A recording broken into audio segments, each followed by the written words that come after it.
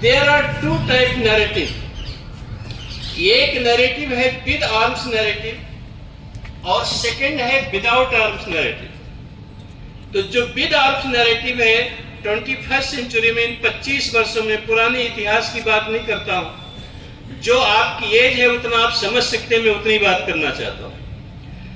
इस 25 इयर्स में president Bush का नाम सुना आप लोगों ने? अमेरिका के राष्ट्रपति थे।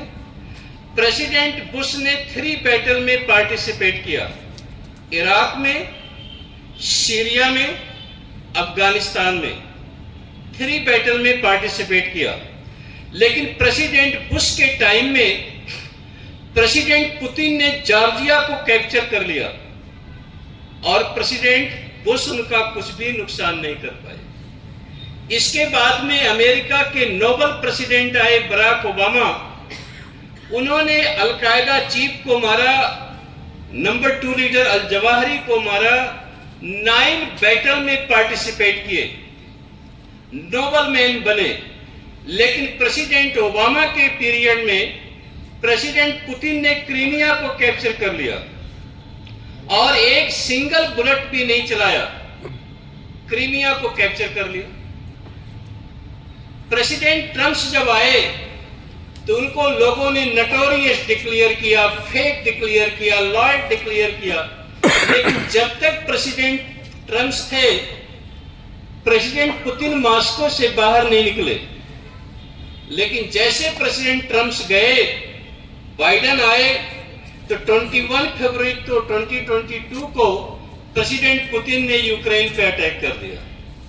आज 1000 डे से अधिक हो गया, अभी तक वो सीज फायर नहीं हुआ। आप समझ सकते हैं, चल रहा है। तो बेसिकली चीज है एक नैरेटिव। अब इसमें diplomatic efforts are failing, super powers are directly involve. China Taiwan के साथ एसोसिएट है, रशिया यूक्रेन के साथ एसोसिएट है, इजराइल को अमेरिका सपोर्ट कर रहा है और Israel, Iran, Hamas, Gaza, Lebanon के साथ एसोसिएट है। तो एक नैरेटिव है विद आर्म्स नैरेटिव और सेकंड नैरेटिव है विदाउट आर्म्स नैरेटिव। जैसे चाइना है, चाइना की पॉलिसी है टू विन विदाउट फाइटिंग। हम युद्ध जीतेंगे लेकिन लड़ाई नहीं करेंगे, और उनकी पॉलिसी है, आप देखिए, उन्होंने श्रीलंका का हम्मनटोटा, मालदीव का अल हसनात पोर्ट, बांग्लादेश का चटगांव, पाकिस्तान का ग्वादर पोर्ट और सतगाम 5180 स्क्वायर किलोमीटर, ये सारा उन्होंने कैप्चर कर लिया। अभी चाइना माउंट एवरेस्ट चोटी के नीचे से एक टनल 200 किलोमीटर का बना रहा है, जो हमारी बिहार बॉर्डर पे आकर के वो लैंड करेंगे। 200 किलोमीटर अंडरग्राउंड टनल बना दिया और अगले साल ओपनिंग भी करने वाले। माउंट एवरेस्ट पर्वत के नीचे नीचे पूरा टनल बनाकर यहां लाकर खड़ा कर। इसका कोई ख्याल आप लोग को है आने वाले टाइम में क्या क्या सिचुएशन आएगी, जो उसका इमेजिनेशन करना तो हमारी रूहें कांप जाती। तो इसलिए हम लोग एक इंटॉक्सिकेटेड पीपल हैं। आज अच्छा है, कल क्या होगा मालूम नहीं है। लेकिन जो इंसान, जो समाज कल के विषय में नहीं सोचता है, उसका कोई फ्यूचर नहीं होता। तो हमें अपने कल के विषय में सोचना चाहिए और जो हमारे लोगों ने सेक्रीफाइस किया है उसे याद करते हुए हमें फ्यूचर की पॉलिसीज पे ध्यान देना चाहिए। आने वाले टाइम में जो इसके बड़ा चैलेंज है वो है डेवलप्ड एंड डेवलपिंग टेक्नोलॉजी। आज जो आर्टिफिशियल इंटेलिजेंस टेक्नोलॉजी आई है वो दुनिया में एक मिरेकल प्रोड्यूस करने वाली है। सारे वर्ल्ड का ब्रेन एक जगह इकट्ठा हो चुका है और अगर उसका मिसयूज होगा तो दुनिया में बहुत सी ज्यादा प्रॉब्लम्स आ सकती है। तो ये सब कुछ चैलेंजेस हैं। उस चैलेंजेस को अगर आपको फाइट करना है, निपटना है, इसके लिए क्या क्या इसके इम्पैक्ट हैं, तो कुछ प्रिंसिपल आपको फॉलो करने होंगे। और आप लोग के सामने ये सब बातें तो शायद कितनी ठीक रहेगी मुझे नहीं मालूम है, लेकिन अगर आप कुछ करना चाहते हैं तो सबसे पहला है फर्स्ट थिंग फर्स्ट, पहली चीज पहले करो। Health should be top priority. सबसे पहले अपने हेल्थ को ठीक रखो। हेल्थ को ठीक रखेंगे तो जो आप लोग ये तंबाकू, गुटखा, मावा सब खाते हैं, जो कुछ लोग वाइन के शौकीन हो रहे हैं, हेल्थ ठीक नहीं हो सकती। Health should be top priority. Second है strive for economic growth. Strive for economic growth, हमें अपनी आर्थिक उन्नति के लिए प्रयास करना चाहिए। और तीसरा सबसे इंपॉर्टेंट है बी ए नॉलेज सीकर। हमें ज्ञान प्राप्त करने का प्रयास करना चाहिए और ज्ञान अपने बच्चों को शिक्षा दीजिए कि ज्ञान अगर दुश्मन के पास है तो वहां भी जाकर सीखने की कोशिश करें। The roots of all happiness is enlightenment. सुख का मूल ज्ञान है। दुनिया में जिन लोगों ने ज्ञान को हासिल किया वो दुनिया में तरक्की किए हैं। और आज इकोनॉमी है टेक्नोलॉजी बेस्ड की। आप देखिए यूएस अपने जीडीपी का 2% टेक्नोलॉजी में खर्च करता है। चाइना अपने जीडीपी का 2.5% टेक्नोलॉजी में खर्च करता है। कोरिया अपने जीडीपी का 4% टेक्नोलॉजी में खर्च करता है।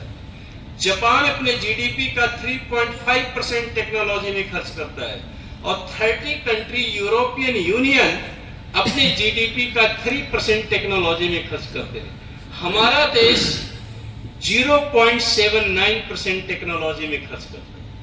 क्योंकि हमारे लिए चैलेंज है 800 मिलियन पीपल को हमें फूड सप्लाई करना पड़ता है।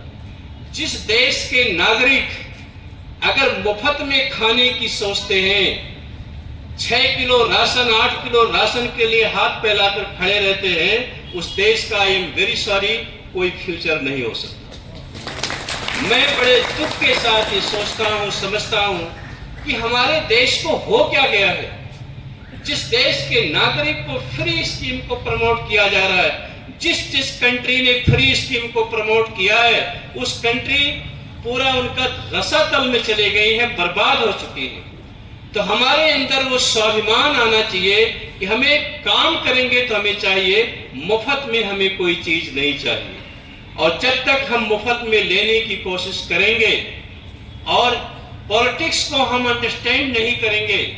एक जर्मनी के बड़े ग्रेट स्कॉलर थे ब्रूटॉल ब्रेस्ट, बड़े पढ़े लिखे काबिल इंसान थे। ब्रूटॉल ब्रेस्ट कहते हैं, बड़ी इंपॉर्टेंट बात उन्होंने कहा कि the worst illiterate is the political illiterate. दुनिया का सबसे नासमझ व्यक्ति वह है जिसे राजनीति की समझ नहीं है। ही डजंट हियर, वो कुछ सुनना नहीं चाहता। डजंट स्पीक, कुछ बोलना नहीं चाहता। Not participant in political events, किसी राजनीतिक कार्यक्रम में भाग नहीं लेना चाहता। He doesn't know cost of life, वो जीवन के महत्व को नहीं समझता। The price of being, the price of medicine, the price of dress, the price of food, the price of vegetable, all depends on political decision. हमारे जिंदगी के प्रत्येक फैसले पॉलिटिक्स के द्वारा ही लिए जाते हैं। जिसके जीवन में, जिसके हाथ में हम अपने 5 बरस की सारी जिंदगी सौंप रहे हैं, लेकिन जब हम वोट देने जाते हैं तो हमें व्यक्ति नजर नहीं आता है। हमारे देश में जब वोट देते हैं तो कास्ट नजर आता है, कम्युनिटी नजर आती है, रिलीजन नजर आता है। जब तक हम कास्ट, कम्युनिटी, रिलीजन से ऊपर उठकर इंसान, ह्यूमन और नेशन के विषय में नहीं सोचेंगे, तब तक नेशन की बात करना बेईमानी होगी। तो आप सब लोग जो यहाँ बैठे हैं, मैं आपसे एक रिक्वेस्ट करना चाहता हूं कि फ्री स्कीम का आपको अपोज करना चाहिए। आप करेंगे या नहीं करेंगे? अगर आप फ्री स्कीम के समर्थक हैं तो आप देश के दुश्मन हो रहे। आपको मेरी बात अच्छी नहीं लगेगी। अगर आप फ्री स्कीम चाहते हैं, अल्लाह दे खाने को कौन जाए कमाने को, अगर ये आपकी धारणा रहेगी तो देश का कोई फ्यूचर नहीं हो सकता। तो अगर आप देशभक्ति की बात करना चाहते हैं, शहीदों को आप सम्मान देना चाहते हैं तो स्वाभिमान की जिंदगी जीने की कोशिश करिए, मेहनत करिए, राष्ट्र को आगे ले जाइए। जय हिंद, जय भारत।